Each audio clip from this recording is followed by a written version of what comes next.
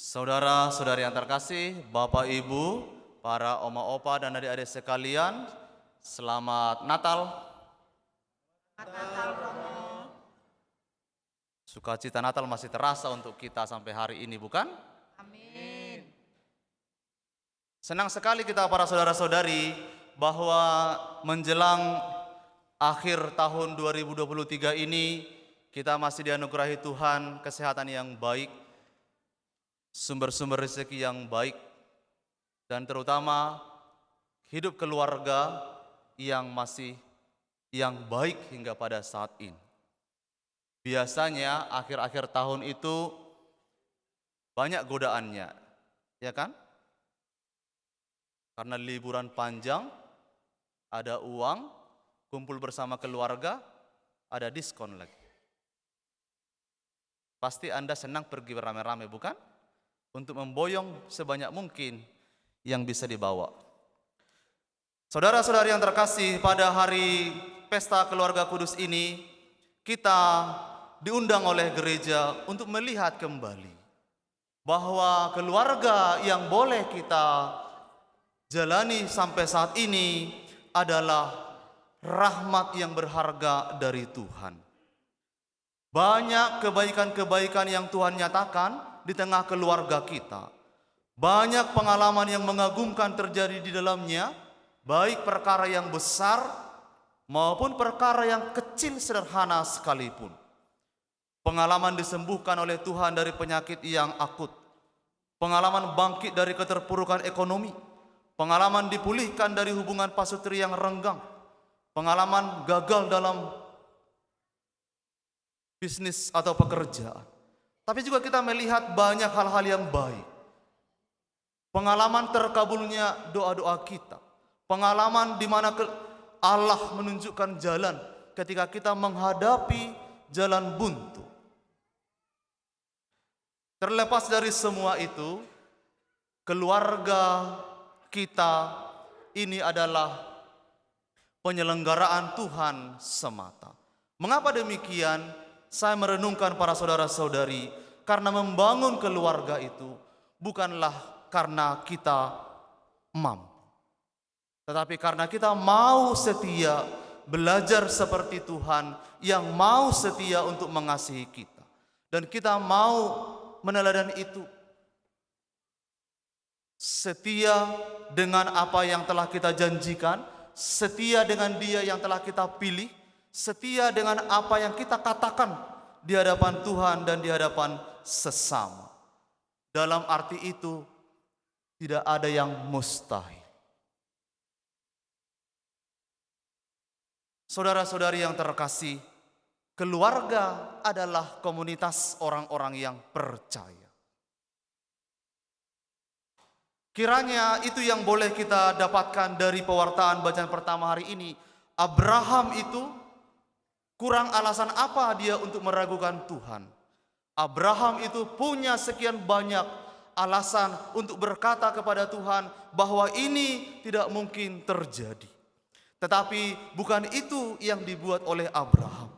Abraham mau percaya pada Tuhan meskipun di tengah-tengah banyak hal yang membuat dia tidak percaya.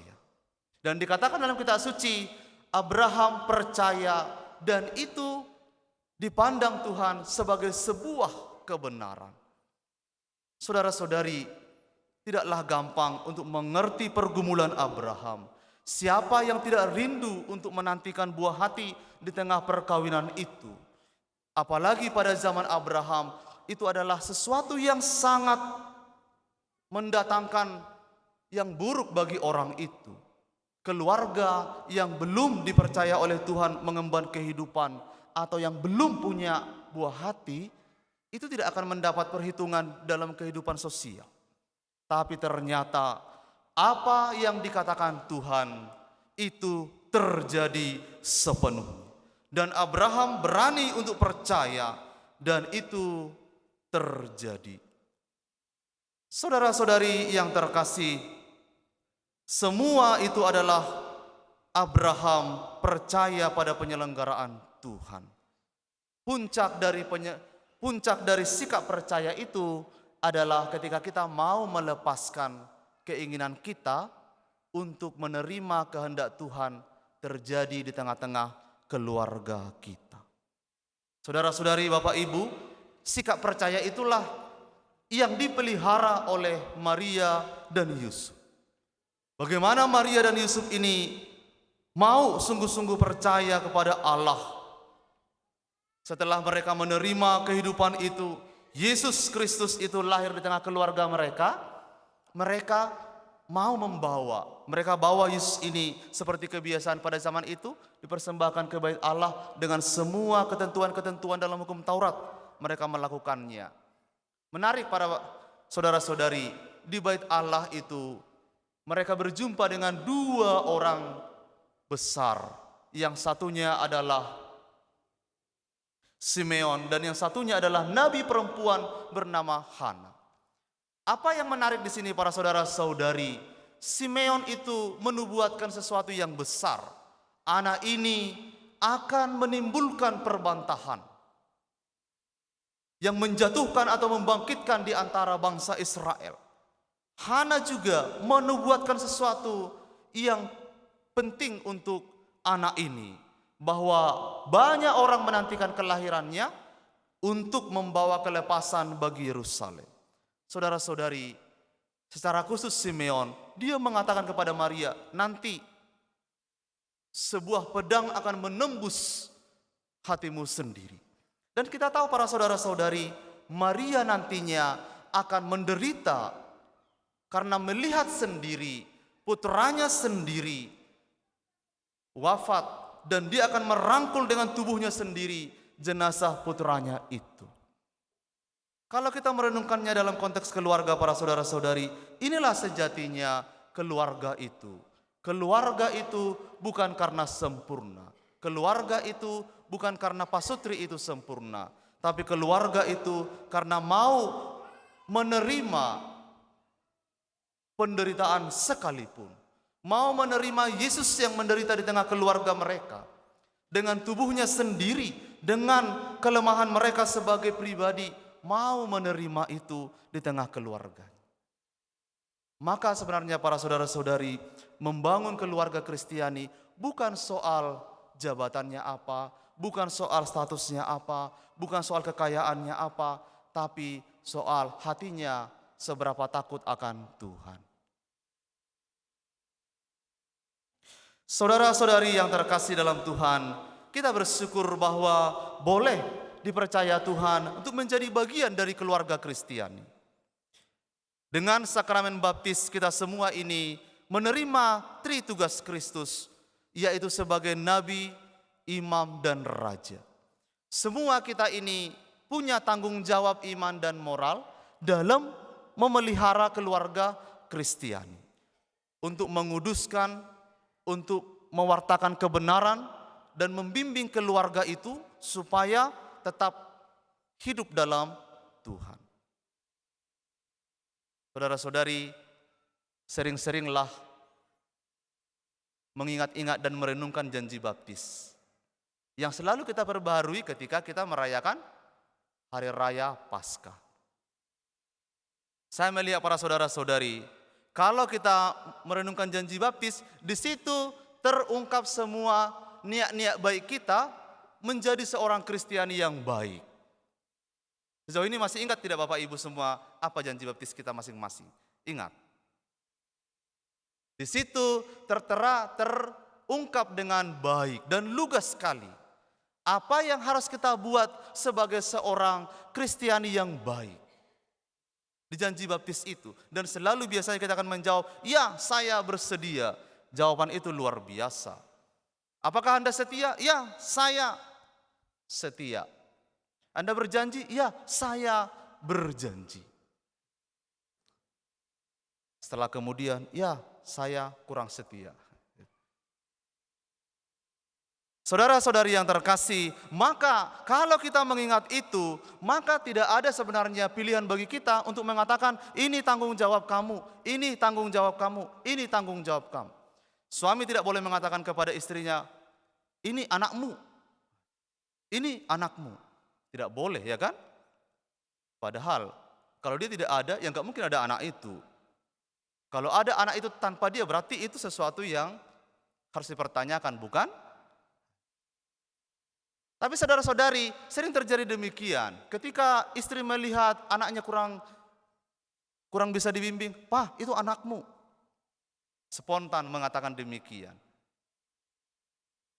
Padahal itu anak kita. Suatu kali ada pastor berkunjung ke stasi di salah satu paroki di Sumatera. Kemudian ketika masuk ke rumah itu, ibu yang di rumah itu berkata, "Pastor, ini anak kita." Itu. Kemudian pastornya diam sejenak. Hah?